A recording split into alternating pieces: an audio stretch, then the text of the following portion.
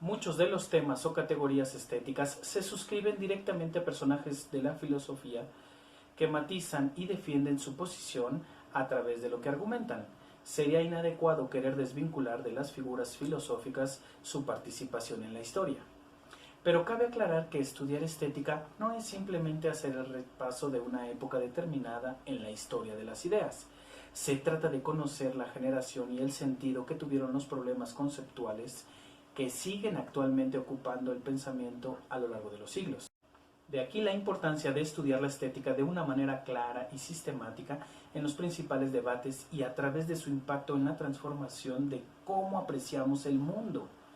Tales debates se han mantenido vivos hasta llegar a la actualidad en la moda, en la arquitectura, en la pintura, en la escultura, en la música, en el teatro, pero que además trasciende a los videojuegos, blogs, memes, carteles, el performance, la poesía urbana, el cine y toda, absolutamente toda nuestra cultura actual. Es por ello que exploraremos las distintas posturas que la estética ha tenido desde las trincheras filosóficas para entender el desarrollo y el quehacer reflexivo caracterizado por un constante regreso a sus fuentes y primeras estructuras argumentativas.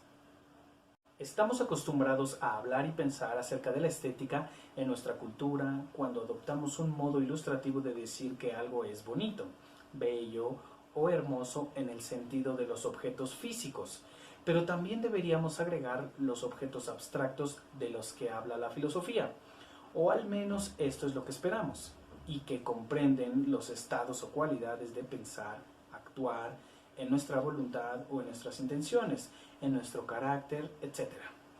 El hablar de estética de manera tan descuidada hace que nuestras afirmaciones se vuelvan imprecisas a tal punto que parece que tal designación no dice absolutamente nada. Quizá en algunas circunstancias el hecho de identificar ciertas categorías de la estética nos ayude a tener en un primer momento un panorama de lo que hace la estética frente a otras disciplinas filosóficas. La estética, entendida actualmente como una disciplina filosófica, no tiene la misma forma que en la antigüedad, para cualquier tratado de Platón o Aristóteles. Ningún tratado es desarrollado como el tema de la naturaleza esencial de la obra de arte, la función del arte en general, las diferencias entre arte y los artesanos o los conceptos del significado de la verdad en el arte. Aristóteles nunca examina de manera general el estado de lo que podríamos llamar juicio estético, o el conjunto de los fundamentos racionales en los cuales está basado. Sus escritos de alguna manera contienen algunos de los más sugestivos comentarios y observaciones respecto de lo que él considera que es una composición poética. De hecho, el tratado aristotélico que sobrevive con esas características se ha denominado desde antiguo como Poética. Es un breve tratado de composición poética del cual solo sobrevive la primera parte. Esa obra contiene algunos principios de crítica sobre los géneros literarios, no solo dramáticos o épicos, sino además para géneros desconocidos para el mismo Aristóteles.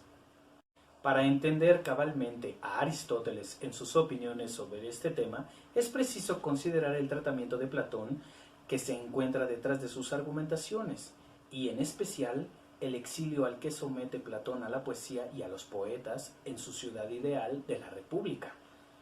El propio impulso de Platón hacia la poesía evidencia un conflicto interno, especialmente en el libro 10 de la República. Su ataque es tan fuerte y está enmarcado en términos muy personales como lo sugiere su destierro de la poesía, a la cual él renunció como de una ardiente pasión.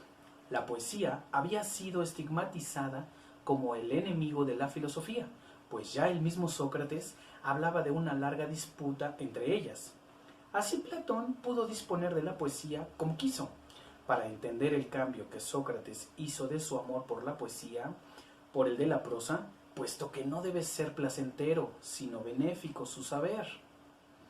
La poética de Aristóteles es en efecto una respuesta a este reto. Es verdad que Platón es mencionado en el tratado, pero Aristóteles no ofrece sus afirmaciones de manera expresa, así como lo hace en otros lugares. Sin embargo, podemos escuchar una defensa de Aristóteles sobre el poder de la poesía frente a la prosa platónica. El tratado aristotélico comienza con un breve recorrido de la poesía con otras formas artísticas, una clasificación de sus principales géneros que va de los capítulos 1 a 3 y una breve historia de su desarrollo, que va de los capítulos 4 a 5. La gran cantidad de obras existentes está dedicada a su mayoría a la discusión de la tragedia, que es la discusión de los capítulos 6 al 22, seguidos de un breve tratamiento de la épica, capítulos 23 a 24, solucionando un problema de crítica literaria, capítulo 25, y una evaluación comparativa de la tragedia y la épica, capítulo 26. La parte perdida de la obra probablemente incluía una discusión de la comedia. Esto nos muestra la parte esencial de la respuesta a Platón. El ataque platónico fue equivocado, según la perspectiva de Aristóteles, porque él malinterpretó la naturaleza y el impacto de la ficción. El proyecto aristotélico no tiene un recuento de lo que debería llamarse poesía, sino que examina los fundamentos de dos géneros de ficción ampliamente desarrollados en su época. Al hacer esto, no solo le responde a Platón, sino que se convierte en un efectivo mediador entre la pelea entre la poesía y la filosofía. En la República, libros 2 a 3 y libro 10, Platón usó el concepto de mímesis para denigrar a los artistas y esencialmente a los poetas. El concepto no es menos central para la estética aristotélica que lo es para Platón, pero Aristóteles lo usa para restaurar a un lugar honorífico a los poetas. En la poética, Aristóteles comienza clasificando los mejores géneros poéticos al lado de la música, la danza y las artes visuales, así como las muchas formas de mímesis. Ellas son diferenciadas con una medida de uso. Capítulo 1. Los objetos que representa. Capítulo 2. Y sus modos de representación. Capítulo 3. La última de esas diferencias gira en torno a la poesía narrativa y el drama. Desafortunadamente, la poética no contiene una definición explícita de mímesis. En un sentido amplio, podríamos entenderla como hacer algo que recuerde otra cosa. Esta fórmula es demasiado vaga para usarse, pero está detrás de los oscuros debates griegos sobre el tema. Pero mímesis también puede significar gusto o representación de algún tema original. Así como los pintores representan piezas de muebles como camas o mesas, o figuras humanas como los carpinteros o los luchadores, en la amplia polémica del libro 10 de la República, Platón ha condenado a la poesía por ser mimética, no por su, si se puede decir así, mimicidad, sino por la representación del fundamento grande que representa objetos particulares, personas, escenas o eventos en el mundo sensible. Esta carga tiene incluida la poesía épica, tanto como el drama. De hecho, llama a Homero líder y maestro originario de esos finos trágicos. Platón, habiendo deliberado borrosamente la distinción en la cual él mismo dibujó la narrativa en los modos de actuación de la ficción poética. Cuando Aristóteles insiste sobre el estado mimético de la ficción poética, él está distinguiendo sus contenidos desde las afirmaciones declarativas de la historia, la filosofía y la ciencia natural. Para significar esta distinción, él efectivamente rompe la objeción platónica de que la ficción poética se dedica a imitar la verdad. Para Aristóteles, la poesía se refiere a integrar la poesía como una pasión. Para él, es en la esfera de las emociones donde deberíamos ubicar la mímesis. El contenido emocional de la poesía, y en especial de la tragedia, nos lleva a las circunstancias representativas que producen el efecto de la catarsis o purificación para el control de las pasiones.